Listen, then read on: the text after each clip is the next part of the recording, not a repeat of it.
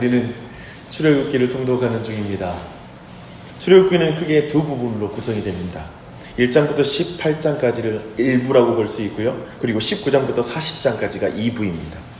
네, 이것을 하나님 나라의 관점으로 보면 1장부터 18장까지에는 애굽에 들어간 70명의 이스라엘의 백성들, 야곱의 자손들이 이제 400여 년이 지나고 나서 그 숫자가 장정만 60만에 이르는 거대한 민족으로 성장했다는, 즉 아브라함에게 하신 약속, 그 약속이 성취되는 것을 보여주고 있습니다. 하나님은 가나안 땅에 하나님이 말씀으로 통치하는 하나님 나라를 세우기 위해서 애굽 왕 바로의 손에서 이스라엘을 놀라운 이적을 통해서 구원해 내십니다. 이 일을 위해서 모세를 선택하시고 그리고 부르시고 그리고 때가 되자 또한 그를 사용하십니다. 이제 19장부터는 이 구원한 백성에게 하나님이 법을 주시는 거예요. 가나안 땅에 세워질 나라는 오직 하나님의 말씀으로 통치될 하나님 나라이기 때문에 그렇습니다. 그래서 굳이 말하면 출애굽기 1장부터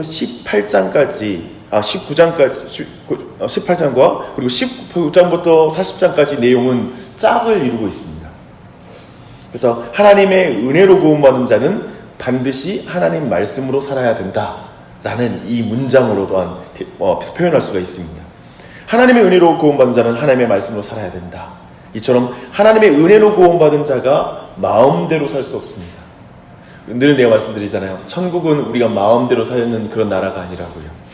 그래서 성경은 하나님의 말씀이 없으면, 묵시가 없으면 백성이 방자히 행한다라고 말하고 있습니다.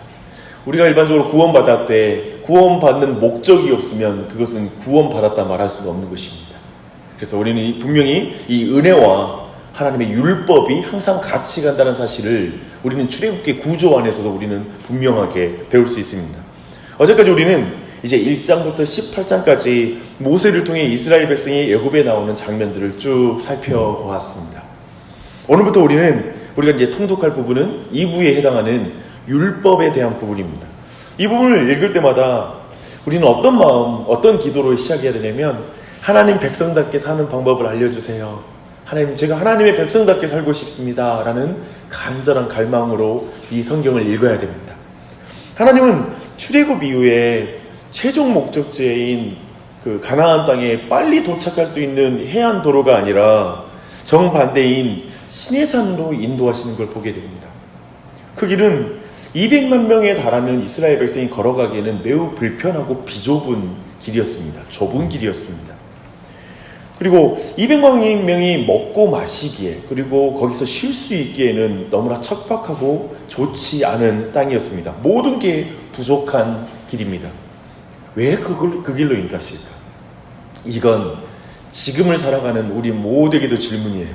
왜 하나님은 그리스도인으로 하여금 이 비좁고 뭔가 풍족하지 않는 길로 인도하십니까? 라는 건 우리 개인적으로 각자마다 이 고백의 깊이와 정도는 다를 것입니다. 하나님 나라의 백성이 가장 먼저 배워야 될 것이 있습니다.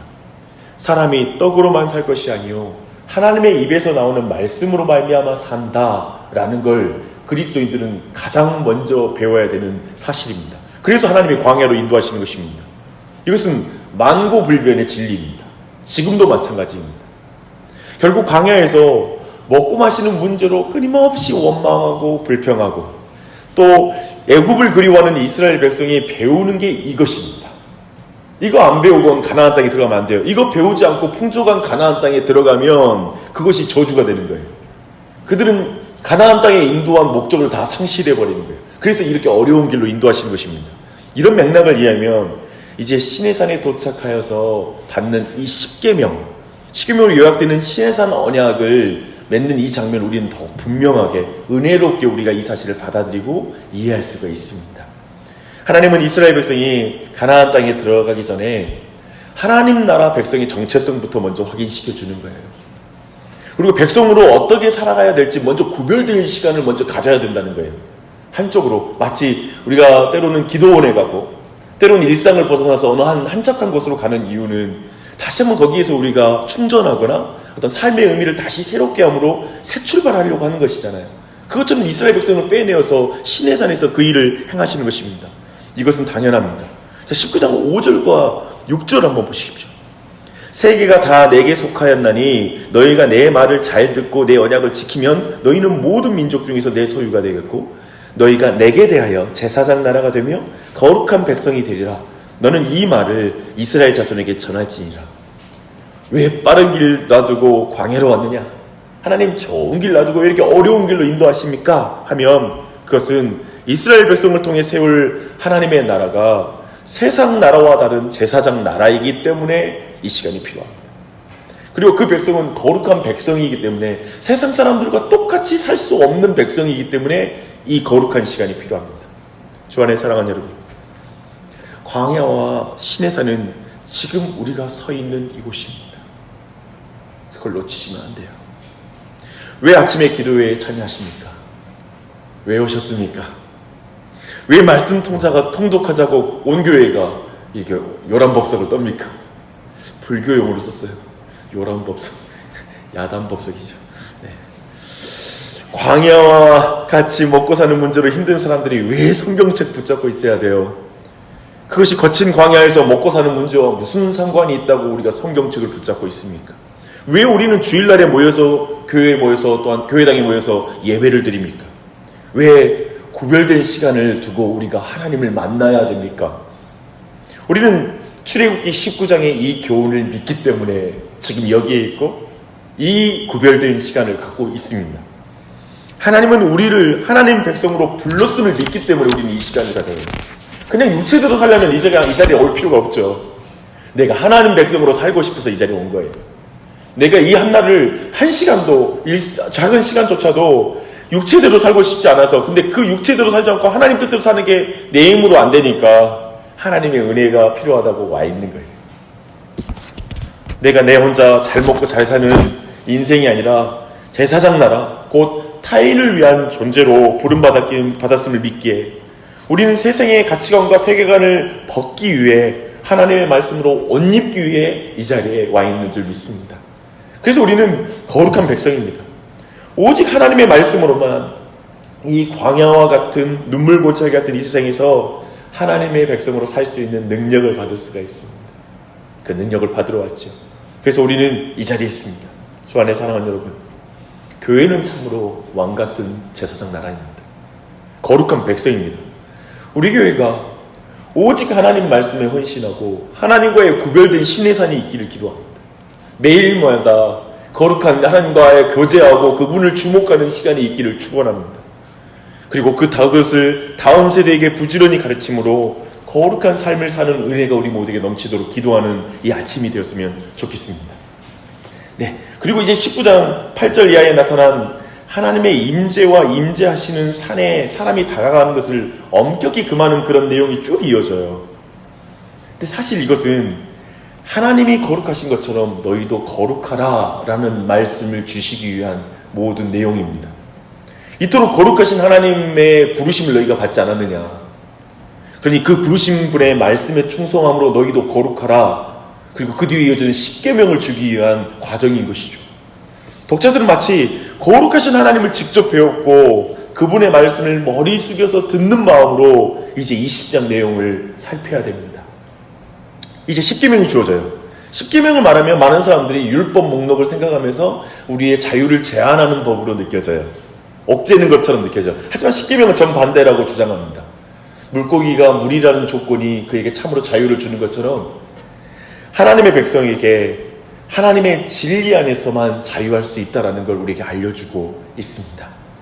그래서 아담과 하와가 선악을 알게 하는 나무의 열매를 먹지 말라는 명령에 순종함으로 하나님의 백성인 것처럼 하나님의 말씀으로 다스리시는 통치에 내가 속하는 것처럼 우리도 십계명을 지킴으로 하나님을 왕으로 인정하는 거예요.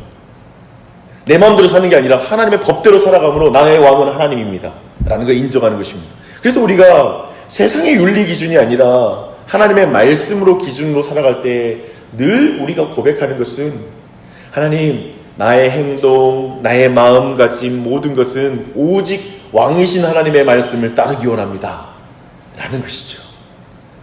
십계명의 조문, 율법이 너무 다양하지만 제가 정리한 방법을 한번 해석해 보십시오.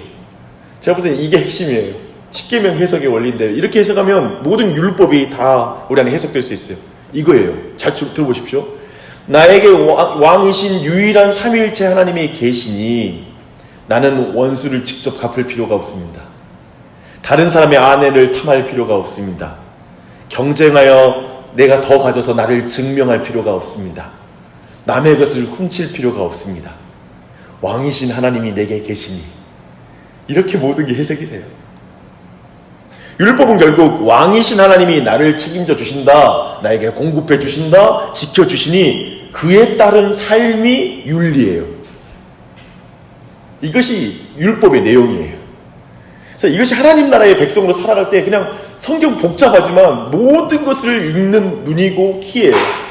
왕이신 하나님이 내게 계시니, 그분이 내게 공급해 주시니, 그분이 나를 책임져 주시니, 그분이 나를 사랑하시니, 나보다 더 나를 사랑하고 가족을 사랑하고 내 이웃을 사랑하고 교회를 사랑하시니 라는 걸 믿는 것, 그게 하나님 모든 율법을 읽는 눈입니다.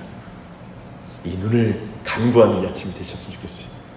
이런 하나님 나라의 삶은 세상 나라의 삶과는 너무 다르겠죠. 이게 거룩한 삶이잖아요. 구별된 삶이잖아요. 21장부터 예를 들기 시작해요.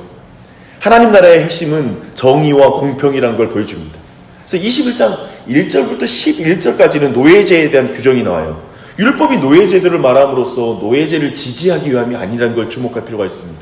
도리어 노예의 인권을 지키기 위해서 이 내용을 주고 있어요. 왜냐하면 당시에 노예의 인권은 없었거든요. 생명 여타를 주인이 마음대로 정했거든요. 기분 나쁘면 죽이기도 하고 살리기도 했습니다. 그리고 12절로 36절까지 폭행과 보상에 관한 규정이 주어집니다. 여기서 중요한 것은 성경이 하나님이 생명을 너무나 소중히 여기신다는 걸 주목해야 됩니다. 그래서 19장 20장에서 하나님 나라의 법의 정신을 말하고 첫 사례를 드는 게 뭐냐면 노예제도예요. 그리고 폭행과 보상에 대한 규정이 바로 뒤따른다는 걸 우리는 좀 주목할 필요가 있어요. 왜냐하면 당대의 논리와 그 세상의 논리와 완전히 반대되는 내용이었거든요. 예를 들어 눈은 눈으로 이는 이로, 이건 함무라비 법전에 기록되어 있는 것이기도 하죠. 그래서 성경이 이걸 가져왔다라고 말하기도 합니다. 하지만 이것은 힘의 논리, 복수의 논리를 강화시켜놓는 것처럼 보이지만 전혀 그렇지 않아요. 당대에는 힘이 있는 자가 눈이 다쳤는데 죽여버리는 거예요. 힘 있는 자들이 잠깐 누가 돈을 훔쳐갔는데 그걸로 사람을 죽여버리는 거예요. 그렇게 하지 말라는 거예요. 눈은 눈으로 갚을 것이지 생명으로 갚게 하지 말아라 라는 걸 규정함으로 눈을 우리가 지나친 복수를 반대하는 것, 지나친 복수를 막아주는 게 하나님의 법인 것이죠. 이렇게 주세요. 이렇게 보면 자칫 하나님의 법의 의도를 우리는 분명하게 볼 수가 있습니다. 종교와 관련된 법이 되는 것, 하나님만 생각하게 만드는 것이 하나님 나라의 법이 아닌 걸 보여줘요. 그렇지 않아요? 그래서 그저 종교국가가 되는 것, 그래서 오직 하나님만 외치는 게 하나님의 법이 아니에요. 이스라엘이 아니에요. 그래서 하나님 나라는 사람을 소중히 여기는 나라예요. 생명을 소중히 여기는 나라예요. 사람을 사랑하는 나라예요. 지극히 작은 자 하나에게 선대하는 나라, 강자의 나라가 아니라 약자를 강자가 보듬는 나라, 이것이 거룩한 나라요, 제사장 나라라는 것을 우리에게 드러내고 있는 게 이제 19장부터 21장까지의 이 내용의 연결입니다. 그래서 이 아침에 함께 우리한테 기도하며 나아가시게요. 함께 기도할 때 첫 번째 기도는 오늘 우리가 처음 19장에서 나눈 것처럼 하나님, 이 시간 우리 삶에도 신의 산이 있었으면 좋겠어요. 내 아이들에게도, 우리 가정에, 교회에. 그래서 하나님의 말씀을 듣고, 그리고 그 말씀은 나의 정체성을 확인하여서 거룩한 나라, 왕같은 제사장 나라, 그리고 거룩한 백성으로 살아갈 수 있는 능력을 온 교회가 받게 해주시옵소서. 오늘도 하나님 제게 그 은혜를 베풀어 주셔서 내가 그 삶을 살 수 있도록 은혜 베풀어달라는 기도를 나를만을 위해서 기도하는 게 아니라요, 제사장이니까 우리 가족을 위해서, 교회를 위해서, 이웃을 위해서 이 시간 함께 기도했으면 좋겠습니다. 또한 20장 말씀에 따라서 정말 십계명의 핵심 원리인 것처럼 오늘도 하나님이 나와 함께 계시니, 하나님이 내게 공급하시고 날 사랑하시고 날 지켜주시니 난 이렇게 살겠습니다 라고 하는 이 십계명의 근본적인 해석의 은혜가 우리 가정과 자녀들 모두에게 있도록, 그런 시야로 이 땅의 삶을 살아가는 은혜를 부어달라고. 그래서 말씀 보니까 1000대의 은혜를 베푸시겠다는 거예요. 1000대. 얼마나 큰 은혜인지 하나님, 우리 자자손손에게도 이 은혜를 부어주십시오 라고 간구하십시다. 우리 기도를 들어주시길 기뻐하시는 주님이십니다. 일단 21장 말씀처럼 하나님 사랑이 이웃 사랑과 상관없는 것이 아니니까 하나님, 우리 교회가, 우리 자신이 오늘도 모든 만나는 사람에게 친절하고 하나님 사랑을 이웃 사랑으로 드러낼 수 있는 은혜를 부어달라고, 그래서 의와 공평의 삶을 살아감으로 하나님 나라의 삶, 하나님 백성다운 삶을 살아가게 해달라고, 이렇게 하나님께 고백하며 나아가는 이 아침이 되었으면 좋겠습니다. 그래서 저는 기도는 하나님 사랑과 이웃 사랑이 가장 아름답게 표현되는 자리가 믿습니다. 기도를 들어보면 알아요. 이 기도가 얼마나 더 하나님을 사랑하고 이웃을 사랑하는지 우리가 알게 돼요. 그래서 이 아침에도 제사장 나라로서 거룩한 백성으로서의 기도, 거룩한 기도, 제사장의 기도를 하나님께 드리는 이 아침이 되시기를 축원합니다.